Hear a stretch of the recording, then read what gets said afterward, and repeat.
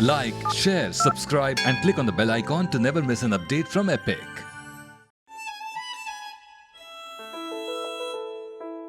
कहते हैं ना, change is the only constant. जैसे जैसे वक्त गुजरता है सब कुछ बदल जाता है। थोड़ा सा आगे निकल जाओ तो कुछ पीछे छूट जाता है।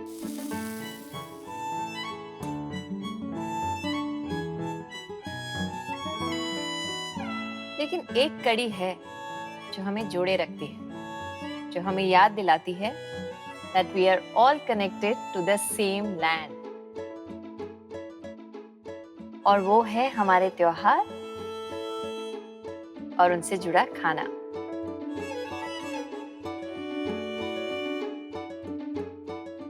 और यही है त्योहार की थाली।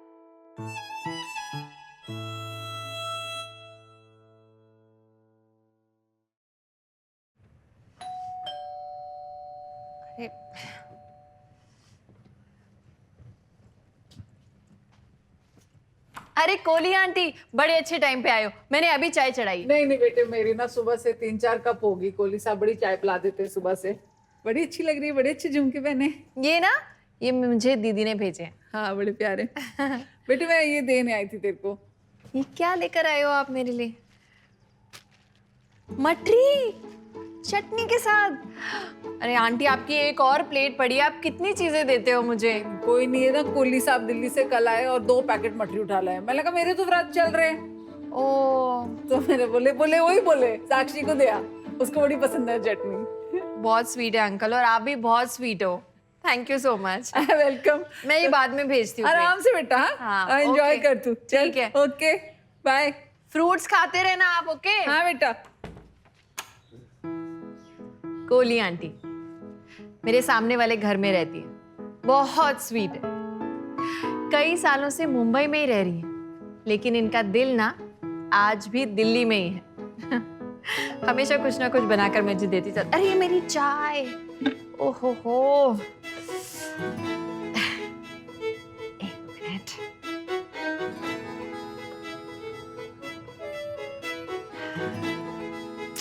क्या टाइमिंग है कोली आंटी की। चाय के वक्त मठलियां दे गई, और वो भी मेरी फेवरेट हरे धनिए की चटनी के साथ। मजा आ गया। पिछली बार ना कोली आंटी ने मेरे लिए साबूदाने की खिचड़ी भेजी थी। बहुत टेस्टी थी, बिल्कुल वैसी जैसी मेरे घर में बनती है। मैं ना मम्मी को हमेशा कन्विंस कर देती थी कि व्रत में एक चीज़ तो ज़रूर बनेगी, साबूदाने की खिचड़ी, क्योंकि मुझे उसमें वो जो तली हुई मूंगफली होती थी ना, वो बहुत पसंद आती थी। और कोहली आंटी की साबूदाने की खिचड़ी में ना वही तली हुई मूंगफली थी। बहुत मज़ा आया मुझे खा के। वैसे हमारी कोहली आंटी हर व्रत रखती हैं। एकादशी, प्रदोष, करवा चौथ, सकट चौथ, नवरात्रि, मंगलवार, बृहस्पतिवार, मतलब कोई ऐसा व्रत है नहीं जो कोहली आंटी नहीं रखती। शायद ही वो संडे को ऑफ लेती होंगी, वरना तो हर दिन ही लगभग उनका कोई व्रत होता है। कैसे करती हैं कोहली आंटी ऐसे? इतने सारे व्रत भी करती हैं, फिर शाम को वो खाना भी बनाती हैं। आज एक काम करती हूँ, आज कोहली आंटी के लिए व्रत का खाना मैं बना देती हूँ। वैसे भी मुझे उनकी 2 प्लेट्स रिटर्न करनी है, खाली प्लेट देना अच्छा नहीं लगता। मैं अच्छा सा व्रत का खाना बना के कोहली आंटी के लिए भेज देती हूँ, सरप्राइज देती हूँ। तो मेरी डायरी कहाँ है? ओहो, वहां रख दी मैंने। इसमें से कुछ नवरात्रि की रेसिपी ढूंढती हूँ जो माँ बनाती थी। सिंघाड़े के आटे की टिक्की। तो इसके लिए चाहिए सिंघाड़े का आटा, अरारोट पाउडर। ये ना मेरी माँ ने अलग से डब्बे रखे हुए हैं। जब वो यहाँ होती हैं और व्रत का खाना बनाती है ना, तो वो बहुत उन्हें बुरा लगता है अगर कोई भी तैयारी करते हुए झूठे हाथ से अगर छू लिया तो। उससे मुझे याद आया, कोहली आंटी के लिए बना रही हूँ तो मैं भी हाथ धो लेती हूँ। ठीक है, सबसे पहले ना मैं पानी गर्म करने के लिए रख देती हूँ, ताकि उसमें से थोड़े गर्म पानी में मैं चिरौंजी भिगो दूँ। 1 कप, 2 कप और थोड़ा सा और डाल देती हूँ चिरौंजी भिगोने के लिए। ये गरम होता है तब तक आटा निकाल देती हूँ। इसका माप ये होता है कि अगर आप 1 कप सिंघाड़े का आटा यूज कर रहे हैं तो उसमें 1/4 कप अरारोट पाउडर डाल दीजिए। और उसका कारण ये है कि सिंघाड़े का जो आटा होता है वो ग्लूटेन फ्री होता है, वो अच्छे से बाइंड हो सके इसलिए उसमें अरारोट पाउडर मिक्स कर देते हैं। तो चिरौंजी मुझे चाहिए 1/4 कप। पानी थोड़ा तो गर्म हो गया, इसको भिगो देती हूँ।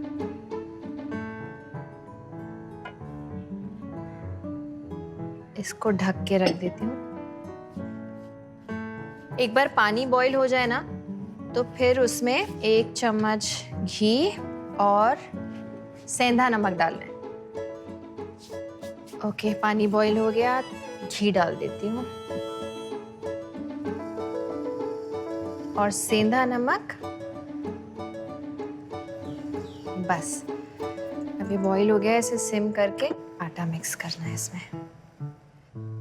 नवरात्रि साल में 4 बार आती है, माघ, वसंत, आषाढ़ और शरद, मतलब 4 अलग अलग सीजन्स। लेकिन अक्सर हम 2 ही मनाते हैं, वसंत वाली और शरद ऋतु वाली। बाकी जो 2 नवरात्रि हैं उन्हें गुप्त नवरात्रि कहा जाता है।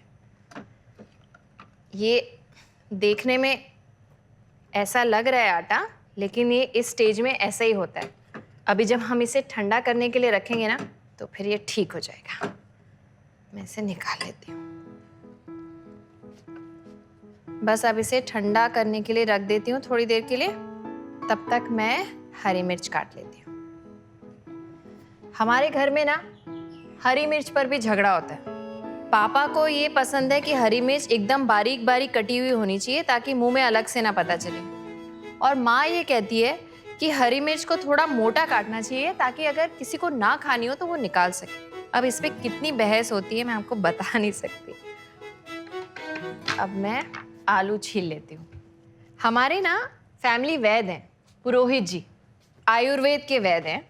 तो वो हमेशा कहते थे नवरात्रि के 9 दिनों में ऐसा कुछ नहीं खाना चाहिए जिसे उगाने में नेचर को डिस्ट्रॉय करना पड़े। सिंघाड़ा हुआ या राजगीर हुआ, ये सब वाइल्ड वेराइटीज़ हैं। इन्हें उगाने में धरती पे कोई प्रेशर नहीं होता।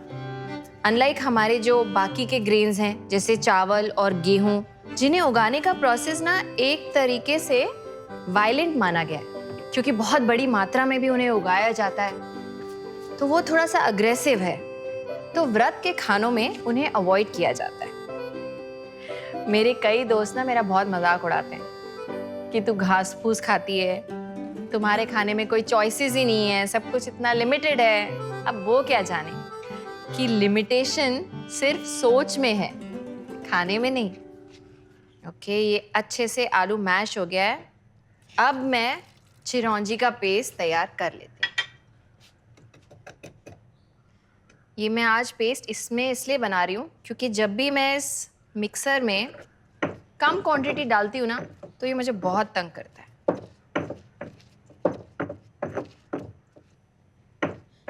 हो गया पेस्ट तैयार। थोड़ी सी मेहनत ज़्यादा लगी लेकिन एक्सरसाइज भी तो हो गई। अब इस पेस्ट को हल्का सा भूनेंगे, थोड़ा सा घी, पहले जीरा भून लेती हूँ। वैसे मम्मी ना जीरे के साथ ही हरी मिर्च भी डाल देती हैं, लेकिन वो ऐसे चटकती है ना तो मुझे थोड़ी घबराहट होती है, तो मैं उसे चिरौंजी के पेस्ट के साथ डालूंगी। अब इसमें चिरौंजी का पेस्ट, फटाफट हरी मिर्च डाल देती हूँ। ओके, पिसा हुआ इलायची पाउडर और सेंधा नमक और काली मिर्च, बस काफी है। तो अब ये मिक्सचर पूरी तरह से तैयार हो गया है। तो अब इसे आलू में मिक्स कर लेती हूँ। पुरोहित जी है ना, वो चिरौंजी की भी बड़ी तारीफ करते थे। वो कहते थे कि आयुर्वेद में लिखा है कि चिरौंजी में ना कई बीमारियों का इलाज छुपा होता है। इसे मिक्स कर लेते हैं। ओके, ये मिक्सचर भी तैयार हो गया है। तो ये मेरी आलू की पिट्ठी तैयार है। इसको यहाँ रख देती हूँ।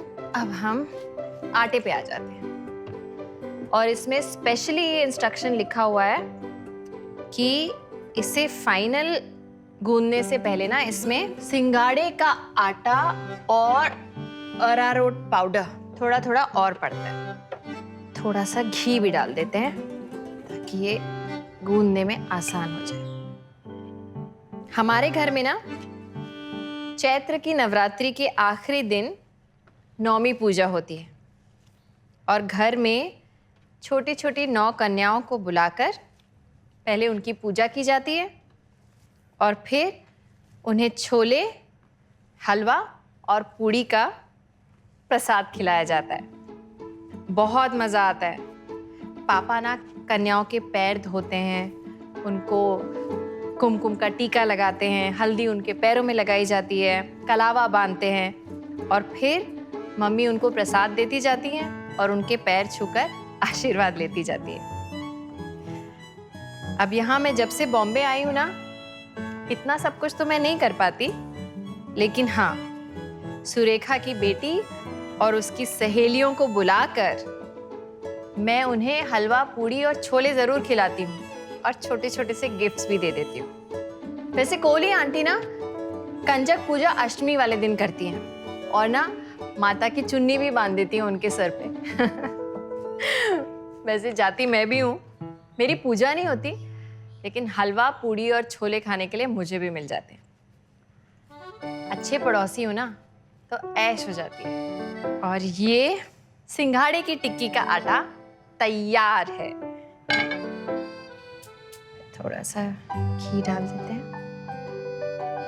अब पहले ना मैं इस आलू और चिरौंजी की पिट्ठी की छोटे छोटे से गोले बना के रख लेती हूँ।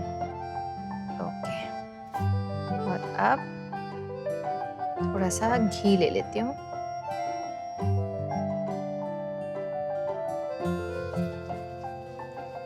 आप बेल भी सकते हैं, लेकिन बेलने से कई बार ना ये टूटने लगती है, तो हाथ से करेंगे तो अच्छा है। अब इसमें ये पिट्ठी रख के इसको, और क्योंकि मैं इसे डीप फ्राई नहीं कर रही हूँ, शैलो फ्राई कर रही हूँ, इसको मैंने थोड़ा सा फैला दिया है ताकि अच्छे से सिक जाए। आई थिंक घी गरम हो गया है, ये वाली सिकने के लिए रख देती हूँ। शैलो फ्राई करो ना तो ये ज़रूर ध्यान देना चाहिए कि सिर्फ ऊपर नीचे ही ना पक जाए, इसकी जो साइड्स हैं वो भी अच्छे से पकनी चाहिए। सिंघाड़े के आटे में ना बहुत फाइबर होता है और ये इतना हल्का होता है कि इसे डाइजेस्ट करना बहुत आसान होता है। तो ये व्रत के लिए ना आइडियल फूड है। मैं कोहली आंटी की प्लेट खाली कर लेती हूँ।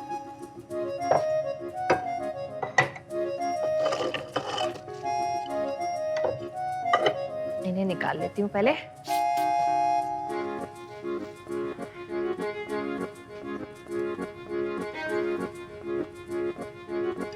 ये ढक के रख देती हूँ क्योंकि ये उनके व्रत के लिए ना, इसे मैं झूठा नहीं करूँगी।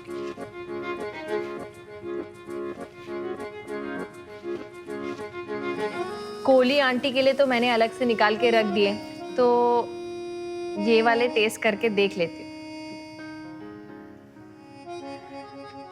ओके,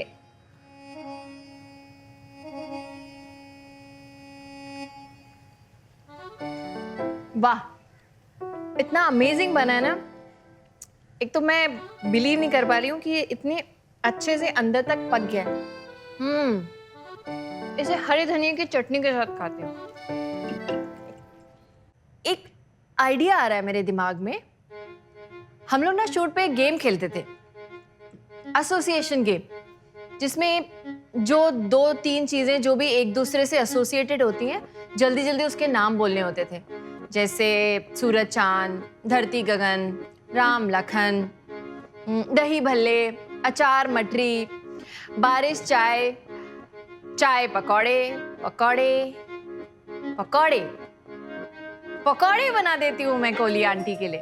यस, आज मैं उनके लिए अरवी के पकौड़े बनाती हूँ, वो भी व्रत वाले। यस, आलू के, प्याज के, पालक के, पनीर के, ये पकौड़े तो हम कई बार खाते हैं, लेकिन अरवी के पकौड़े जो है ना, वो खास करके व्रत में खाए जाते हैं। पहले तो मैं अरवी उबालने रख देती हूँ। दिल्ली में ना कभी कभी सर्दियों में बारिश हो जाती है, उसके बाद जो ठंड बढ़ती है, रजाई से निकलने का मन नहीं करता। और ऐसे में ना माँ बना देती थी गर्मा गर्म पकौड़े। उफ, परम आनंद उसी को कहते हैं। ऐसे यहाँ मुंबई में ना अलग अलग मौसम का पता नहीं चलता। चलो खैर, हर शहर की कुछ अच्छी बातें, कुछ बुरी बातें। अदरक थोड़ा सा घिस लेते हैं, काफी है। कोली आंटी खुश हो जाएंगी। सिंघाड़े की आटे की टिक्कियां और कूटू के और अरवी के पकौड़े। अब इसमें कुट्टू का आटा, ओके, इसमें मिक्स कर लेती हूँ। अरवी भी लगभग हो ही गई है। आई थिंक 3 चम्मच काफी होगा। अरवी उबल गई। अब इसको थोड़ा ठंडे पानी में छान कर भिगो देती हूँ ताकि छीलने में आसानी हो।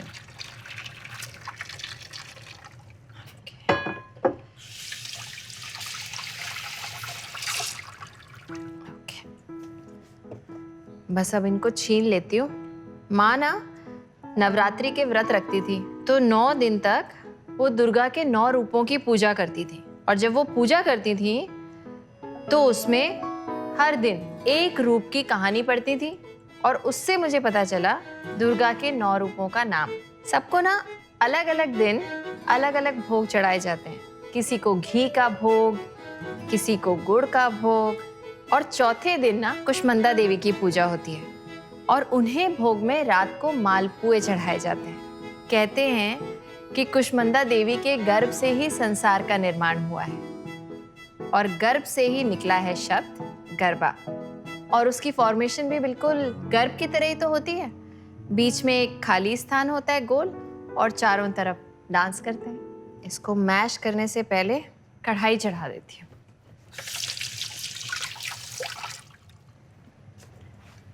सब्जियां भी दोस्तों की तरह होती हैं, कुछ कुछ अरवी की तरह बहुत चिपकू होते हैं।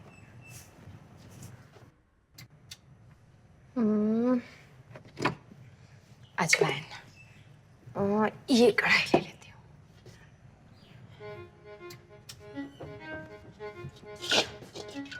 ये मेरी फेवरेट कढ़ाई है। माँ की फेवरेट थी, लेकिन एक दिन लाड़ में आके उन्होंने मुझे दे दी। एकदम बढ़िया उबली है मैशिंग के लिए। चम्मच से अच्छे से मैश कर देते हैं। ओके, अब इसमें अदरक और मिर्ची, अजवाइन और ये सेंधा नमक, एंड नाउ कुट्टू का आटा। अब इसको अच्छे से इवनली मिक्स करना है। कुट्टू जो है ना, उसे अंग्रेजी में बकव्हीट कहते हैं, लेकिन व्हीट से आप इसे कंफ्यूज मत कीजिएगा। ये कोई गेहूं की वैरायटी नहीं है, एक वाइल्ड ग्रास है, अपने आप उग जाती है, और उसका जो सीड होता है, बीज होता है, उसे पीसकर ये आटा बनाया जाता है, कुट्टू का आटा। ये फाइबर में बहुत रिच होता है और एक तरह का एंटीऑक्सीडेंट है, तो सुपर फूड हम इसे कह सकते हैं। तो अरवी का अंग्रेजी में नाम तो मैं आपको बता ही चुकी हूँ, कोलोकेशिया। इसका एक और नाम भी है, रीजनल नाम, और वो है घुइयाँ। और ये जो घुइयाँ है, ये आलू, गाजर, मूली की ही तरह ना एक रूट है, जड़ है। ये जमीन के नीचे उगता है, और इसीलिए व्रत के लिए ये आइडियल फूड है। अब ये आटा जो है, ये प्लेट को चिपक नहीं रहा है ना, that means it's done.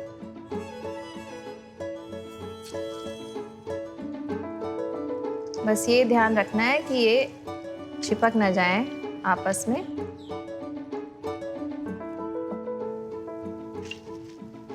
Okay, तो ये तो कोली आंटी की प्लेट के लिए हो गई, लेकिन मेरे पास तो इतना सारा आटा बचा है, तो मैं सोच रही हूँ कि मैं सारे बना ही लेती हूँ।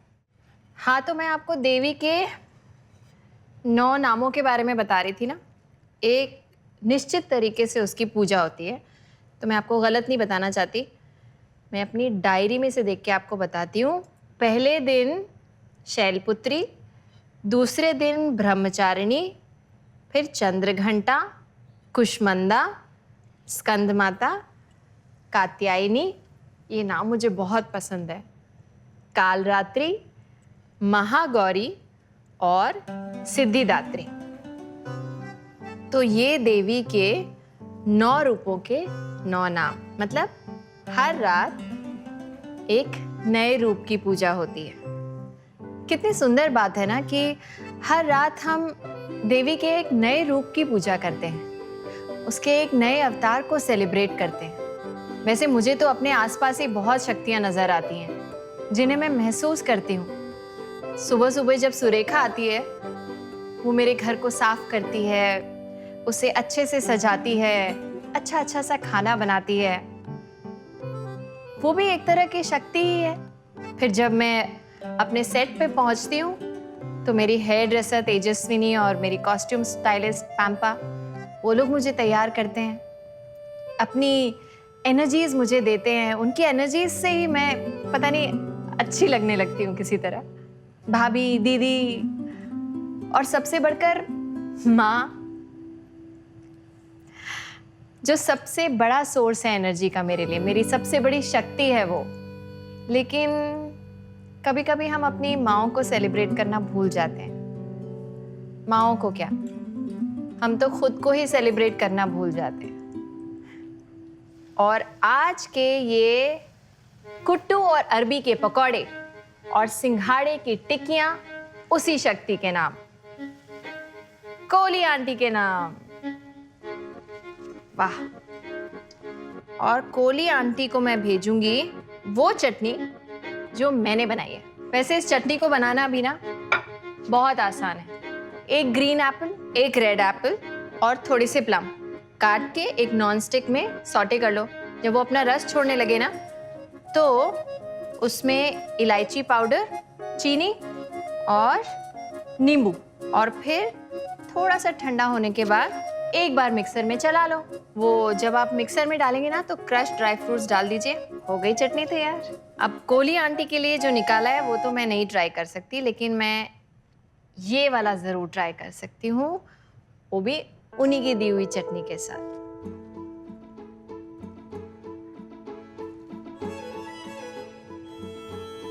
वाह। एक मैं अपनी चटनी के साथ भी ट्राई करती हूँ।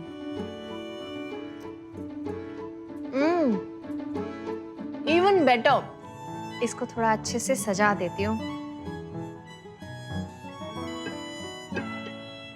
थोड़ा सा इसे सुंदर बना देती हूँ। ये फोटो भेज देती हूँ माँ को, और ये थाली दे आती हूँ कोली आंटी।